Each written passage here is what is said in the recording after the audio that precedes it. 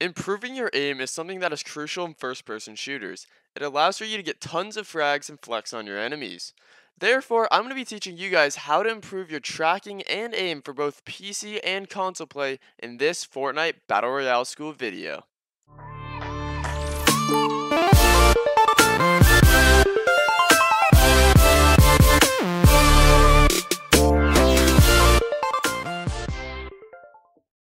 We are going to be looking into some ways to help you improve your tracking and aim. That's including different warm-up strategies, exercises, and tech work that you need to work on to improve. Before we begin, be sure to subscribe if you're new to the channel, and comment what episode you want to see for another Fortnite Battle Royale School video. With that being said, let's get right into this video.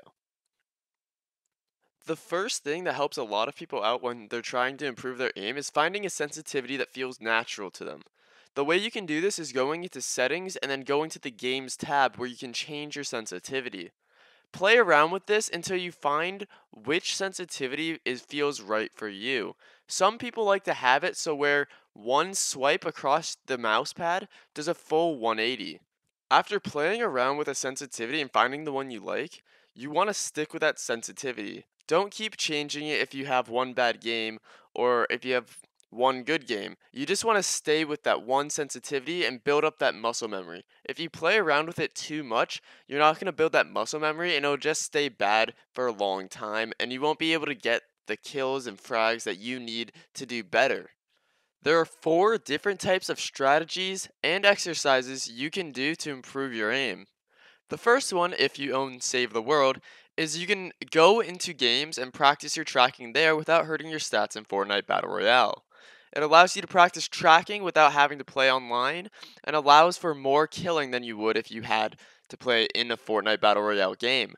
The only problem with it is that you don't see the random movement patterns of online players that you would see while playing Battle Royale. After a while, you'll start to see the movement patterns in the CPU, and it doesn't create the true feeling of playing against an online player. However, it still allows you to practice your aim on moving targets that are running straight or at certain angles. The only problem is that hitboxes for different enemies are different than the hitboxes for the enemies you'll be fighting in Battle Royale. The next way you can practice is in the pregame lobby of a Fortnite Battle Royale game. This allows you to warm up before the match and allows you to practice the same things you get when practicing in Save the World, but with real online player movement and the randomness in jumps, movement speed, and all those sorts of things. The only problem is you can't exactly tell where you're hitting players due to the numbers not showing up. The best method of doing this is going into a game, playing around a little before the bus drops, and then leaving and doing it again.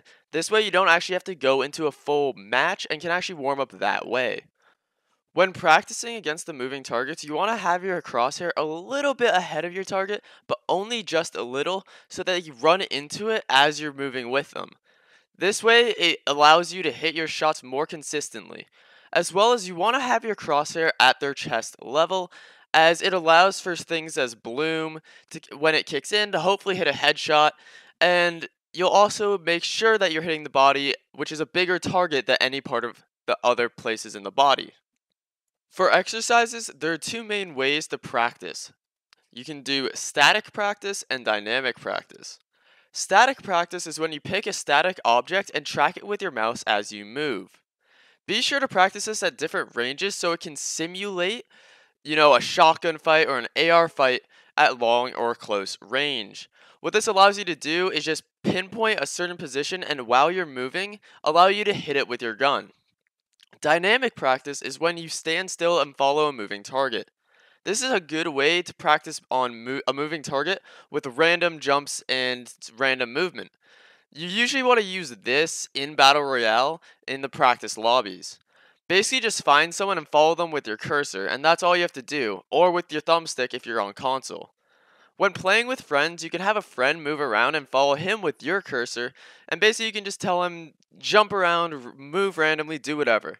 And just follow him with your cursor, and at the end of the day, you'll actually gain something from that. And you can do that while playing Fortnite Battle Royale, while playing in Save the World, or whatever you want to do.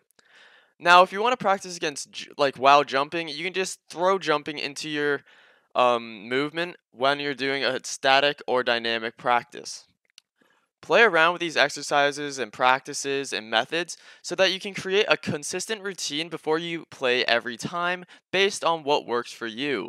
Tons of the top players preach about how one should warm up before playing. Find which methods works for you and then use them before playing for just about 5 to 10 minutes. It's not that much time and it'll warm you up for your games. After a while, you'll see that you'll be hitting way more targets and getting more frags.